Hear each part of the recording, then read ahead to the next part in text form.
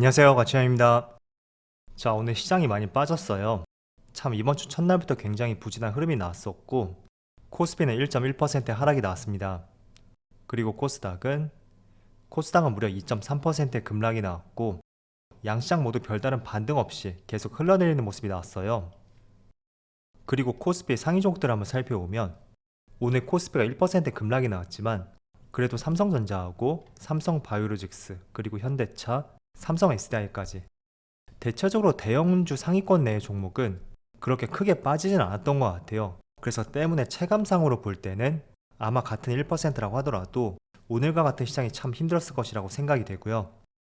그리고 그동안 좋은 흐름이 나왔었던 에너지솔루션은 5% 이상의 폭락이 나왔네요. 그리고 코스닥은 보다 좋지 못한 흐름이 나왔기 때문에 오늘 별다른 상승 종목 없이 대체적으로 큰 음봉으로 마무리되었습니다. 자, 이어서 코스피의 수급을 보면 오늘 시장이 많이 빠졌는데도 불구하고 기관과 외국인은 그렇게 큰 매도는 나오지 않았던 것 같아요. 두 주제 모두 보합이라고 볼 수 있고, 그럼에도 불구하고 시장이 크게 빠졌다는 것은 지금은 딱 매수 절벽이라고 볼 수 있는 것 같아요. 부동산도 최근에 이런 경우를 보여주고 있잖아요. 뉴스를 보면 거래 절벽이란 말이 있고, 지금은 매도하는 사람밖에 없기 때문에 한 건 두 건 이렇게 매물이 나온다고 해도 가격이 크게 빠지는 것 같아요. 그래서 부동산뿐만 아니라 주식시장까지도 거래 절벽이라는 것을 알 수가 있고, 또 코스닥도 마찬가지죠. 외국인은 소폭의 순매도가 있었지만 기관은 오히려 순매수가 들어왔어요. 그런데도 2% 이상의 급락이 나왔다는 것은 참 시장의 분위기가 어둡다, 그거를 보여주는 수급이라고 저는 생각이 되고요. 아울러서 개별 종목들을 보면 삼성전자는 오늘도 외국인의 순매도가 있었고 기관만 나홀로 순매수를 보여주었습니다. 그리고 오늘 급락이 나왔던 LG에너지솔루션, 희한하게도 외국인은 여전히 순매수를 보여주고 있고 연기금도 매수가 들어왔네요.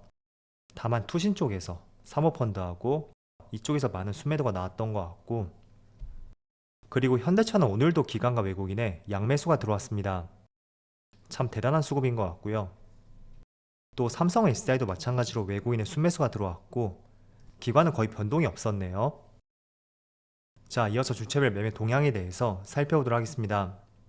9월 19일 외국인이 가장 많이 매수한 종목은 하나솔루션, 삼성 SDI, 하나에어로스페이스, 현대차, LG화학, 이런 종목들을 차례대로 매수했고, 그리고 기관은 삼성전자, 그리고 SM, 에코프로비엠, 삼성바이오로직스, 이런 종목들을 매수했고 대체적으로 인버스에 많이 베팅을 했던 것 같아요.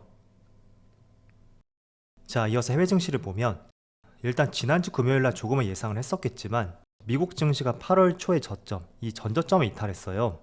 나스닥이 0.9% 하락이 나왔고 S&P 500도 전저점 이탈과 함께 0.7% 하락이 나왔죠. 그리고 다우지수도 마찬가지고요. 그리고 아시아 증시를 보면 니케이가 현재 1%, 대만이 0.8%, 그리고 상해지수는 0.16% 하락이 나오고 있습니다. 자, 그래서 전반적으로 지난주 금요일날 미국 증시가 전저점을 이탈했고 또 오늘 아시아 증시도 굉장히 부진하고 지금은 딱 그런 분위기 내에서 시장 흐름이 이어지는 것 같아요.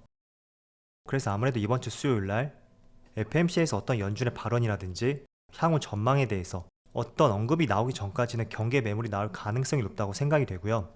아무래도 오늘과 내일 그리고 수요일까지는 이런 변동성을 조금은 대비할 필요가 있을 것 같아요. 참 한 주의 첫날인 만큼 시장이 그래도 조금은 선방을 했었다면 나름대로 수요일날 조금은 기대를 할 수 있었겠는데 지금은 기대보다는 걱정이 앞서는 그런 시점인 것 같아요.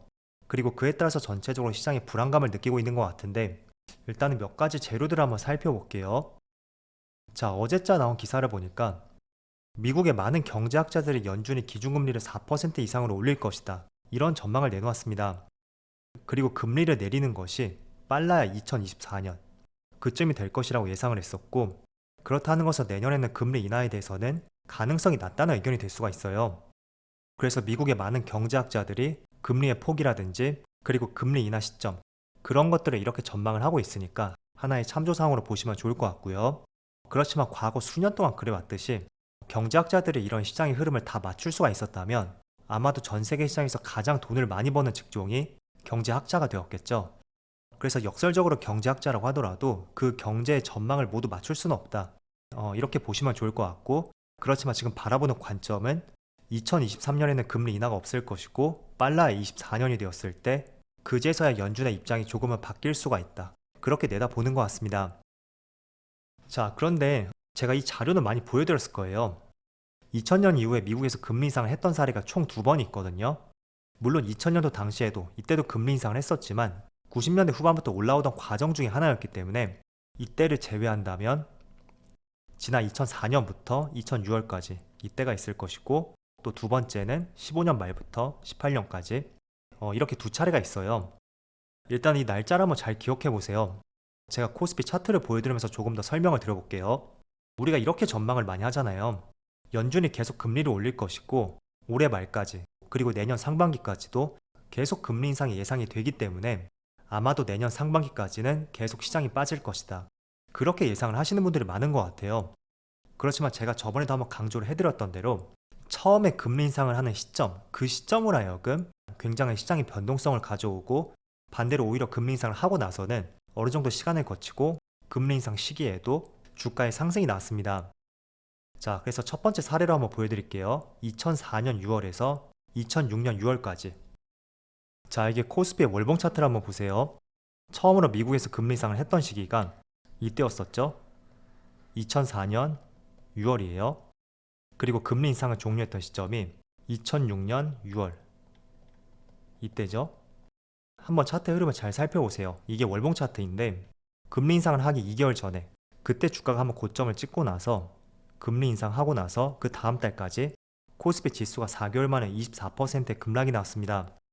자, 그런데 그 변동성이 처음에만 발생이 되었고 금리 인상을 하던 그 시점에 계속 추세적인 상승이 나왔어요.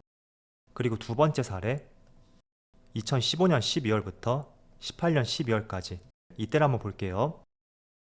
자, 이 당시에도 주가의 흐름 한번 살펴보세요. 조금 전의 흐름하고는 조금은 뒷부분이 다른 것 같지만 그래도 금리 인상을 처음 하던 그 시점 15년 12월 달에 보면 시장이 금리 인상을 하기 한 달 전에 고점에서 금리 인상을 하고 한 두 달 정도 그 뒤까지 10% 이상의 급락이 나왔어요. 그런데 이런 흔들리는 구간을 버티고 나서 조금은 횡보하는 모습이 나왔고 이렇게 정말 추세적인 상승이 나왔었거든요. 자, 그래서 지금도 그런 관점으로 볼 필요가 있는 것 같아요. 그렇지만 제가 저번에도 말씀을 드린 것처럼 지금이 지난 2004년하고 2015년 그때하고 조금 다른 점이 있다면 계속해서 우리가 생각하는 연준의 금리 인상폭, 그 폭이 계속 바뀌고 있잖아요. 그렇다는 것은 우리가 금리 상단이 어느 정도 되는지, 그리고 어느 시점에 금리 인상을 더 이상 하지 않을 것인지 지금 그걸 시장이 예측을 하지 못하고 있기 때문에 상승할 만하면 빠지고 또 상승할 만하면 빠지고 이런 패턴이 만들어지고 있다고 볼 수 있습니다. 그래서 과거 사례를 보고 지금의 사례를 대입해 본다고 하더라도 절대적으로 금리를 끝까지 올리는 그 시점까지 계속 시장에 빠질 것이라고 보는 것은 맞지 않다고 저는 생각이 되고요. 그렇지만 빠지는 이유 중에 하나는 연준이 생각하는 금리 상단은 어느 정도인지, 그리고 그 상단의 맥시멈, 그때가 언제인지 그걸 지금은 예측을 하지 못하는 것 같아요. 그래서 그런 부분 때문에 과거하고 조금은 다른 모습이 나오고 있다고 생각이 되고요. 그래서 저는 여러분들에게 드리고 싶은 말씀이 경기 침체가 온다, 혹은 지금이 경기 침체 구간이라고 한다면 경기가 좋아지는 구간, 그런 구간을 예측하지 마시고요. 실제로 주식을 하다 보면 어떤 구간이 오더라도 경기가 너무 좋다, 그렇게 말하는 경우는 사실 없습니다. 그래서 경기가 좋아질 수 있는 구간, 혹은 경기 침체를 벗어날 수 있는 구간, 물론 그때를 노릴 수도 있겠지만 제가 말씀을 드리고 싶은 내용은 연준이 예상하는 금리 상단의 맥시멈은 어디인지, 그리고 어느 시점에 금리 인상의 최대치를 달성할 수 있는지, 즉 이런 구간이죠. 그런 구간을 우리가 조금은 예측할 수가 있다면 오히려 그런 구간이 변곡점이 될 가능성이 있다, 저는 이렇게 말씀을 드려보겠습니다. 그래서 지금의 코스피의 PER, PBR을 보더라도 절대적으로 밸류에이션상 저점이라는 것을 알 수가 있어요. 만약에 작년 초쯤에 지금처럼 부정적인 시장의 변수를 맞닥뜨렸다면 이런 구간하고는 조금 다를 수도 있다, 그렇게도 전망을 해볼 수가 있습니다. 그렇지만 1년 내내 주가가 정말 1000포인트 가까이 빠졌고 PER, PBR을 보더라도 10년 내 평균치보다도 절대적으로 아래에 있는 만큼 과거처럼 거품이 껴있다고 보기에는 조금 어려운 것 같아요. 그래서 이런 흐름하고 제가 연준의 어떤 관점을 우리가 중요시 봐야 되는지 그런 말씀을 드렸으니까 한번 참조로 대응을 해보시면 좋을 것 같고요. 또 추가적으로 말씀을 드린다면 과거의 금리 변화라든지 제가 조금 전에 보여드렸던 코스피의 월봉 차트, 그걸 보더라도 주가의 추세적인 하락이 나왔던 것은 물론 이때는 금리를 최대치로 올렸을 때까지 주가의 추세적인 상승이 나왔었죠. 그렇지만 이때는 하반기로 갈수록 시장이 조금만 꺾이는 모습이 나왔거든요. 그래서 마찬가지로 지금의 시장 흐름도 만약에 시장이 저점을 다지고 상승이 나온다면 오히려 금리를 끝까지 올리는 그 시점까지, 그때쯤이면 시장의 침체에 대한 주가의 반응이 나올 가능성도 있으니까 그렇게 시장의 움직임을 한번 예측을 해보시고요. 어쨌든 그래도 단기적으로는 수요일 FMCA 이때까지는 변동성이 조금 커질 수가 있을 것 같아요. 물론 연준의 어떤 입장이 나오냐에 따라서 그 이후에도 변동성이 커질 수가 있겠죠. 그렇지만 조금은 큰 그림에서는 저는 과거 이 당시하고 이때, 지금도 이와 비슷한 흐름이 나올 수가 있으니까 이 부분을 한번 참조를 해보시면 좋을 것 같아요. 자, 그리고 몇 가지 종목들을 한번 살펴볼게요.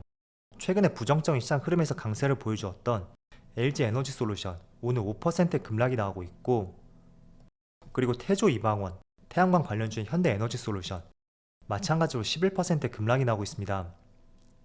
S에너지도 12% 급락이 나오고 있죠. 그리고 폐배터리 관련주 세비캠도 11% 급락이 나오고 있어요. 물론 완전히 추세가 끝났다고는 볼 수는 없습니다. 그렇지만 제가 늘 강조해 드렸던 대로 고점에서 많은 거래량과 함께 큰 장대 음봉이 나왔을 때 그때는 분명히 조심할 수 있는 그런 구간이 될 수 있고, 행여나 이렇게 급락이 나왔다고 해서 절호의 기회로서 매수의 시점을 잡는다면 자칫하다가 끝물에 물릴 가능성도 있습니다.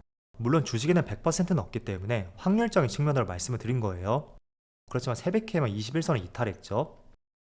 현대에너지솔루션 이 종목은 오늘 11% 급락이 나왔다고 해도 추세가 꺾였다고 보기에는 조금 어려운 것 같아요. 그리고 LG에너지솔루션도 마찬가지고요. 그렇지만 고점에서 장대 음봉이 나온 것은 우리가 상당히 조금은 부정적인 관점으로서 볼 수 있는 하나의 움직임이 될 수가 있거든요. 때문에 항상 TV를 보면 태조 이방원 이런 말들이 상당히 많잖아요. 그래서 이런 이야기만 듣고 잘못 매수하다가는 끝물에 매수할 수도 있으니까 항상 매수할 때 기준을 잘 세우시고요. 그 기준이라는 것은 매수 시점이라든지 매수 가격대, 그리고 잘못됐을 상황들, 그런 것들을 계획을 잘 세우시고 진입 결정을 세워보자고 말씀드리겠습니다. 자, 그럼 오늘 영상 여기서 마치도록 하고요. 언제나 여러분들의 성공 투자를 기원하도록 하겠습니다. 감사합니다.